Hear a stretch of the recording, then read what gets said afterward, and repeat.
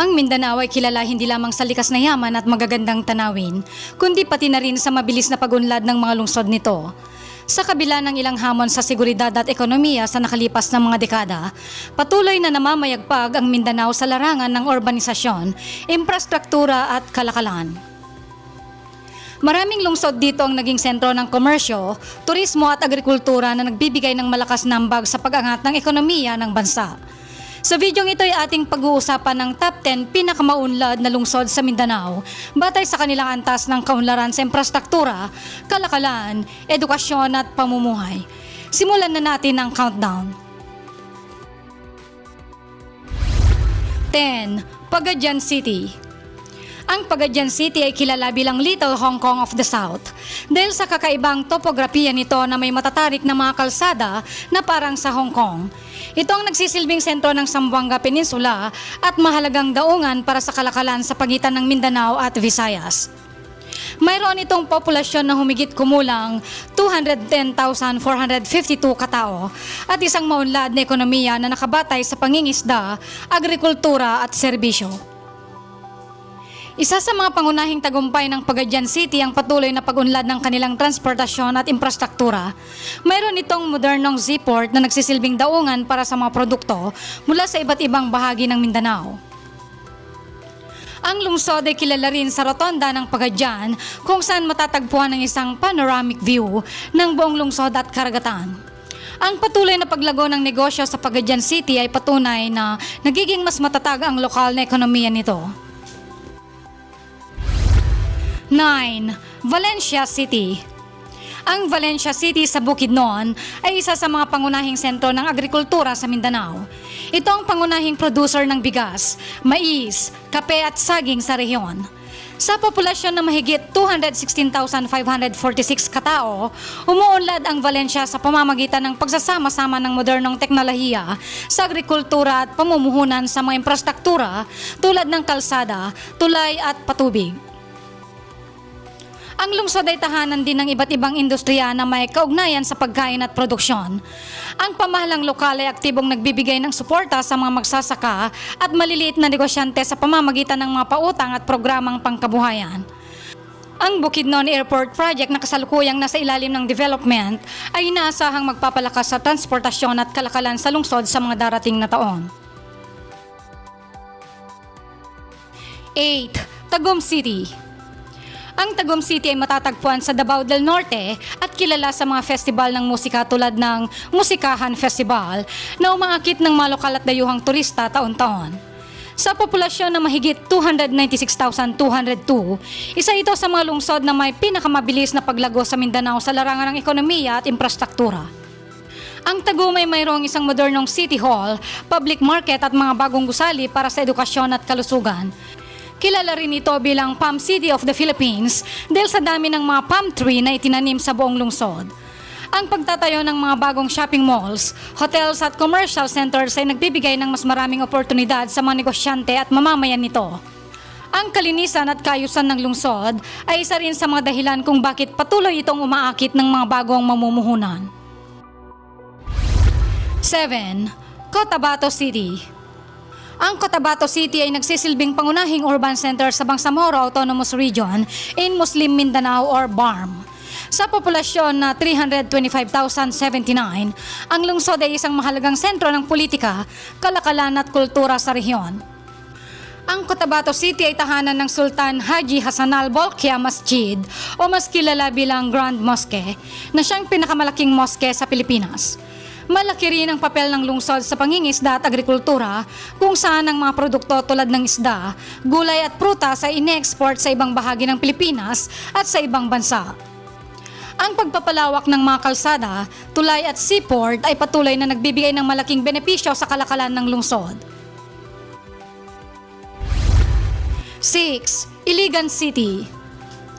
Ang Iligan City ay kilala bilang City of Majestic Waterfalls dahil sa pagkakaroon nito ng mahigit 20 waterfalls na naging mahalagang bahagi ng turismo at ekonomiya ng lungsod. Sa populasyon na humigit kumulang 353,000 katao, ito ay isang mahalagang sentro ng industriya at kalakalan sa Northern Mindanao. Ang Iligan City ay tahanan ng Maria Cristina Falls na siyang nagbibigay ng malaking bahagi ng hydroelectric power sa Mindanao sa pamamagitan ng National Power Corporation or NAPOCOR. Bukod sa turismo, ang Iligan City ay isa ring sentro ng steel manufacturing sa bansa. Ang Global Steel Philippines or SPB-AMC na matatagpuan sa Iligan ay isa sa pinakamalaking steel plant sa Pilipinas na nagbibigay ng trabaho sa libo-libong residente ng lungsod. Sa mga nakalipas na taon, nagkaroon ng malalaking proyekto sa infrastruktura tulad ng road widening projects, flood control systems at pagpapalawak ng public transportation networks na nagbigay daan sa mas mabilis na pag-unlad ng lungsod. 5. Butuan City. Ang Butuan City ay may mayamang kasaysayan bilang isang sinaunang sentro ng kalakalan bago pa man dumating ang mga Espanyol. Matatagpuan sa rehiyon ng Caraga, ito ay isa sa mga pangunahing sentro ng ekonomiya sa Eastern Mindanao. Sa kasalukuyan, ang Butuan ay isang mahalagang urban hub na may populasyon na mahigit 337,063. Isa sa mga pangunahing pinagmumulan ng kita ng Butuan ay ang sektor ng agrikultura at forestry. Ang lungsod ay isang malaking tagapagtustos ng timber at lumber sa buong bansa. Malaki rin ang kontribusyon ng coconut industry sa lokal na ekonomiya nito, kung saan ang mga produktong tulad ng coconut oil at kopra ay ni-export sa ibang bansa. Bukod sa agrikultura, lumalago rin ang sektor ng real estate at infrastructure sa Butuan. Ang pagtatayo ng mga bagong shopping malls, hotels at business centers ay patunay ng paglago ng urbanisasyon sa lungsod. Ang Agusan River na dumadaloy sa gitna ng lungsod ay patuloy na pinagyayaman bilang isang tourist destination sa pamamagitan ng river cruise at ecotourism projects. Ang patuloy na pagpapalawak ng mga kalsada at transportasyon sa Butuan ay nagpapakita na handa ang lungsod sa higit pang pag-unlad sa hinaharap. 4. General Santos City. Ang General Santos City o mas kilala bilang Gensan ay isa sa mga pinakaprogresibong lungsod sa Mindanao. Kilala ito bilang tuna capital of the Philippines dahil sa malawakang pangingisda ng tuna na siyang bumubuhay sa ekonomiya ng lungsod. Sa populasyon na mahigit 697,315 katao, ang Gensan ay isang mahalagang sentro ng kalakalan at agrikultura sa Southern Mindanao. Ang General Santos Fishport Complex ay isa sa pinakamalaki sa buong Southeast Asia at tumatanggap ng mahigit 500 metric tons ng tuna araw-araw. Ang mga produktong ito ay ine-export sa Japan, Europe at United States na nagdadala ng bilyong-bilyong piso sa ekonomiya ng lungsod. Bukod sa pangingisda, malaki rin ang kontribusyon ng agriculture at livestock sa lokal na ekonomiya. Ang mga produkto tulad ng mais, saging at nyog ay pangunahing kalakal na ine-export sa ibang bahagi ng Pilipinas at sa ibang mga bansa. Sa larangan ng infrastruktura, malaki ang naitulong ng pagpapalawak ng General Santos International Airport na nagbigay daan sa mas mabilis na pagdating ng mga turista at negosyante. Lumalago rin ang sektor ng real estate sa lungsod kung saan maraming bagong subdivisions, commercial centers at hotels ang itinayo sa nakalipas na dekada. 3. Zamboanga City. Ang Zamboanga City ay kilala bilang Asia's Latin City dahil sa impluensyang Espanyol na makikita sa kultura, wika at arkitektura nito. Ito ay isa sa pinakamalaking lungsod sa Mindanao na may populasyong mahigit 977,234 katao. Ang lungsod ay isang mahalagang daungan para sa kalakalan sa Western Mindanao. Ang Zamboanga International Seaport ay isa sa pinakaabalang pantalan sa Pilipinas na nagsisilbing pangunahing daungan para sa kalakalang panloob at panlabas.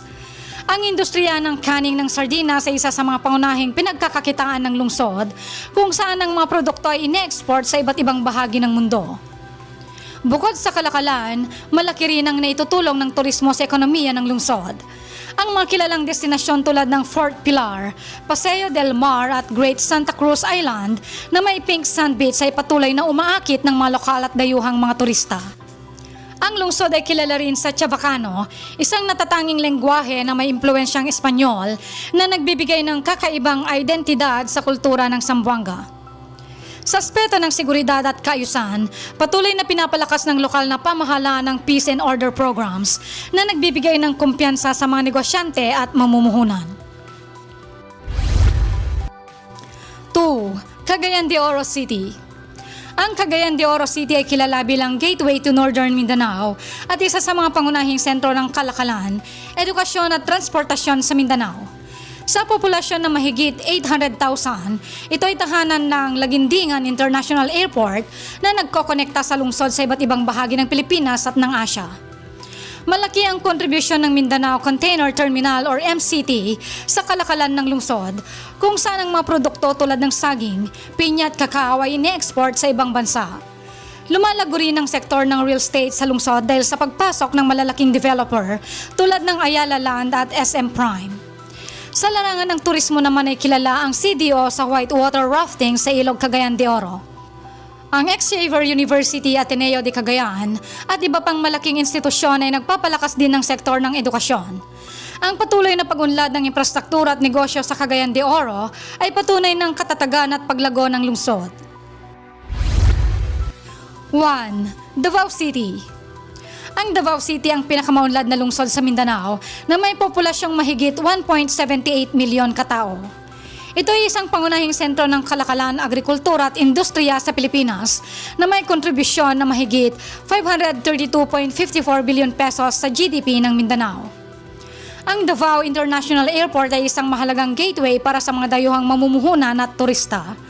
Kilala ang lungsod sa malawak na produksyon ng saging, durian, kakao at kape na ine-export sa iba't ibang bansa. Ang Davao Sasaport ay isa rin sa pinakaabalang daungan sa Pilipinas na nag-aangkat at nagluluwas ng mga kalakal. Bukod sa agrikultura, lumalago rin ang sektor ng IT-BPO or Information Technology, Business Process Outsourcing sa lungsod na nagbibigay ng libo-libong trabaho sa mga residente. Ang mahigpit na pagpapatupad ng batas at disiplina sa lungsod ay nagbigay ng seguridad at katahimikan na umaakit sa mga dayuhan at lokal na mamumuhunan. Ang Mindanao ay patuloy na umaangat sa larangan ng kalakalan, agrikultura at industriya. Ang mga lungsod tulad ng Davao City, Cagayan de Oro at General Santos ay nagiging pangunahing pwersa ng pag-unlad sa rehiyon. Sa patuloy na pagpasok ng mga mamumuhunan, pagsulong ng infrastruktura at paglago ng kalakalan, walang duda na patuloy na uunlad ang Mindanao sa mga darating na taon. Hanggang dito na lang at huwag kalimutang mag-like, comment at mag-subscribe na rin sa aming channel, kaibigan, para sa mas marami pang kaalaman tungkol sa mga lungsod at kultura ng Pilipinas.